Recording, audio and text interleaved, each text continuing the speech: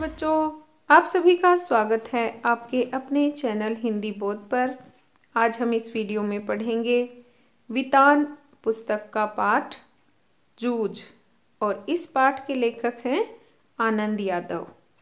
तो चलिए सबसे पहले हम जानकारी प्राप्त करते हैं आनंद यादव जी के बारे में। आनंद यादव का जन्म 30 नवंबर 1935 कागल में हुआ और मृत्यु इनकी हुई 27 नवंबर 2016 में। इनका मूल नाम आनंद रत्नप्पा जकाते था। उनकी आत्मकथा जोम्बी के लिए 1990 में उन्हें साहित्य अकादमी पुरस्कार मिला। अब हम बात करते हैं हमारे पाठ की। जूझ मराठी के प्रख्यात कथाकार डॉक्टर आनंद यादव का बहुचर्चित एवं बहु प्रशंसित आत्मकथात्मक उपन्यास जो भी का हिंदी अनुवाद है। इसका एक अंश हमारी पाठ्यपुस्तक वितान में संकलित है। यह एक किशोर के देखे और भोगे हुए गंवई जीवन के खुरदरे यथार्थ की जीवन गाथा है। इस पाठ के अनुवादक हैं केशव प्रथम वीर। तो चलिए अब हम जानते हैं पाठ का संक्षिप्त परिचय। ये जो पाठ है इसको मैंने आपको संक्षिप्त करके इस कहानी को समझाया है। तो देखिए, सबसे पहले पाठ के शुरुआत में लेखक ने बताया है कि वो पढ़ना चाहते हैं, लेकिन उन्हें अपने पिता, जिन्हें पाठ में दादा कहा गया है, उन्हें पढ़ाना नहीं चाहते और खेत का काम करवाते हैं। लेखक के पिता जो हैं वो उनसे खेत का काम करवाते हैं और पढ़ने नहीं भेजते हैं। पाठ में लेखक ने अपने खेत में पैदा हुए गन्ने के बारे में बताते हुए कहा है कि दिवाली बीत जाने के बाद ईख पेरने का कोल्हू चलाना होता। लेखक के खेत में कोल्हू जल्दी शुरू कर दिया जाता था क्योंकि दादा की समझ से ईख की अच्छी खासी कीमत मिल जाती। खेतों में बनने वाला गुड़ नंबर 3 का गुड़ था।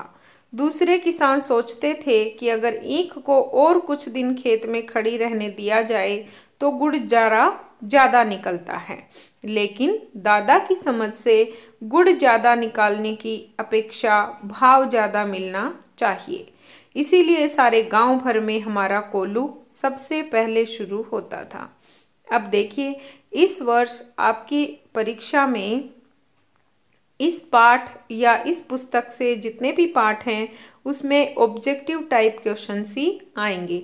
तो इसलिए इसमें आपको ध्यान देना है सिर्फ बहुविकल्पीय प्रश्नों के लिए। तो यहाँ आपको बताया गया है, पहली बात थी कि लेखक पढ़ना चाहते हैं पर उनके पिता उनको नहीं पढ़ाते हैं और वो खेत का काम करते हैं।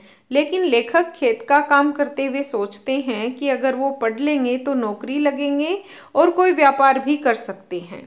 उसके बाद उन्होंने बताया कि उनके खेत में जो गन्ना होता है, ईख होती है, तो क्यों उनके पिता कोल्हू जल्दी चला लेते थे। उसका कारण क्या था? उनके पिता मानते थे कि दूसरे किसानों से पहले अगर वो कोल्हू चलाना शुरू कर देंगे तो ज़्यादा भाव मिलेगा, ज़्यादा कीमत मिलेगी, ज़्यादा दाम मिलेंगे। जबकि दूसरे किसान क्या सोचते हैं, ईख ज़्यादा दिन तक खेत में खड़ी रहेगी तो गुड़ ज़्यादा निकलेगा। और यहाँ पर यह भी बताया गया कि कोल्हू कब शुरू हो जाता था? दिवाली के बाद में। तो ये बातें हमें आप यहाँ पर याद रखनी है। आगे है, लेखक की माँ भी उन्हें पढ़ाना चाहती थी। वो चाहती थी कि कम से कम उनका बेटा 7वीं कक्षा तक तो पढ़े। इम्पोर्टेंट बात है, यहाँ पर पूछ लिया जाए कि उनकी माँ लेखक को कितनी कक्षा तक पढ़ाना चाहती थी, तो 7वीं कक्षा तक, ये हमें याद रखना है। लेकिन वो भी दादा के सामने कुछ बोल नहीं पाती, इसीलिए दोनों ने मिलकर दत्ताजी राव सरकार से पढ़ने के बारे में कहा। दत्ताजी राव सरकार गांव के प्रतिष्ठित व्यक्ति थे। दत्ताजी राव के कहने पर लेखक को पढ़ने की अनुमति मिल गई। अब देखिए, पाठ में बताया गया है कि लेखक अपनी माँ से कहते हैं कि हम दत्ताजी राव को उनके पिता की शिकायत कर देते हैं कि वो पढ़ने नहीं देना चाहते। तो बाद में दत्ताजी राव के कहने पर लेखक के पिता उनको पढ़ने के लिए या पढ़ाने के लिए राजी हो जाते हैं। तो ये हमें यहाँ पर पता चलता है। अब प्रश्न यहाँ ऑब्जेक्टिव बन रहे हैं कि लेखक की माँ उनको कहाँ, कौन सी कक्षा तक पढ़ाना चाहती थी, तो 7वीं कक्षा तक। किसके कहने पर लेखक को पढ़ने दिया गया, तो वो हैं दत्ताजी राव। आगे हम देखते हैं, लेखक ने 5वीं कक्षा में फिर से जाना शुरू किया। अब क्या था, उन्होंने 5वीं कक्षा में पढ़ाई अधूरी छोड़ दी थी, तो उन्होंने फिर से जाना शुरू किया। तो वो कौन सी कक्षा में गए, 5वीं में, क्योंकि उन्होंने 5वीं कक्षा से पढ़ना छोड़ दिया था। लेकिन कक्षा में उसे अच्छा नहीं लगा, क्योंकि कोई भी बच्चा उसे पहचानता नहीं था। अब उनके साथ के जो भी बच्चे थे वो अगली क्लास में चले गए, तो उनको कोई नहीं जानता था। तो कुछ दिन तक लेखक को वहां पर अच्छा नहीं लगा। उनके कक्षा अध्यापक का नाम मंत्री था, जो उन्हें गणित भी पढ़ाते थे। अब आपको ये भी याद रखना है कि मंत्री नामक अध्यापक कौन था, तो वो कक्षा अध्यापक थे, वो लेखक को गणित पढ़ाते थे। उनकी कक्षा में वसंत पाटिल नाम का एक विद्यार्थी था। अब देखिए, ये महत्वपूर्ण प्रश्न है कि उनकी कक्षा का जो वसंत पाटिल नाम का जो विद्यार्थी है, उसको लेखक बहुत पसंद करते हैं, और उसी की प्रेरणा के आधार पर, उसको देखकर ही लेखक ने पढ़ना लिखना शुरू किया, जिसके कारण कक्षा में और अध्यापकों के सामने लेखक की जो छवि है, लेखक का जो व्यक्तित्व है, वो बहुत अच्छा हो गया। तो यहाँ पर देखिए, उनकी कक्षा में वसंत पाटिल नाम का एक विद्यार्थी था, जो पढ़ने में बहुत होशियार था, परंतु शरीर से दुबला पतला था। वह शांत स्वभाव का था, हमेशा पढ़ने में लगा रहता था। कक्षा के अन्य विद्यार्थियों के सवाल भी वही देखता था। लेखक भी उससे प्रभावित हुआ, और वह भी वसंत पाटिल की तरह पढ़ने लगा। लेखक की दोस्ती भी वसंत से हो गई। मास्टर भी लेखक को आनंदा कहकर बुलाने लगे। इस नाम से लेखक को उनकी माँ ही बुलाती थी। अब देखिए, प्रश्न ऐसे भी बनाया जा सकता है कि मास्टर लेखक को क्या बुलाते थे, आनंदा, ठीक है, और उनकी माँ भी उनको आनंदा के नाम से। आप पूछ लें कि मास्टर साहब आनंदा बुलाते थे, उसके अलावा और कौन उनको बुलाते थे, तो उनकी माँ। अब वसंत पाटिल के स्वभाव शांत, होशियार, शरीर से दुबला पतला, ये उसकी विशेषताएं, और इसकी की प्रेरणा स्वरूप लेखक ने पढ़ना शुरू किया। तो ये इंपॉर्टेंट है यहाँ पर। अगला है, लेखक को मराठी पढ़ाने वाले शिक्षक का नाम सोंदलेकर था। ये भी इंपॉर्टेंट है। जो मराठी पढ़ाते थे उनका क्या नाम था उस शिक्षक का, तो सोंदलेकर। और इनके व्यक्तित्व का प्रभाव भी लेखक पर बहुत ज्यादा पड़ा, जिसके कारण उन्होंने कविताएं लिखना शुरू की, और विद्यालय में आना उनको बहुत अच्छा लगता था। तो उनके बारे में बताते हुए लेखक ने लिखा है कि वे कविताएं बहुत अच्छे से पढ़ाते थे। उनका गला सुरीला था। उन्हें नई पुरानी मराठी कविताओं के साथ साथ अनेक अंग्रेजी कविताएं भी कंठस्थ थी। किसको?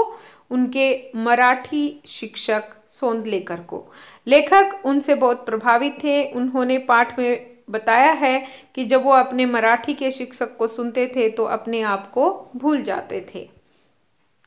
लेखक ने बताया कि वो अपने मास्टर की कविताओं को गाय चराते हुए, खेत में काम करते हुए हाव भाव के साथ गाते थे।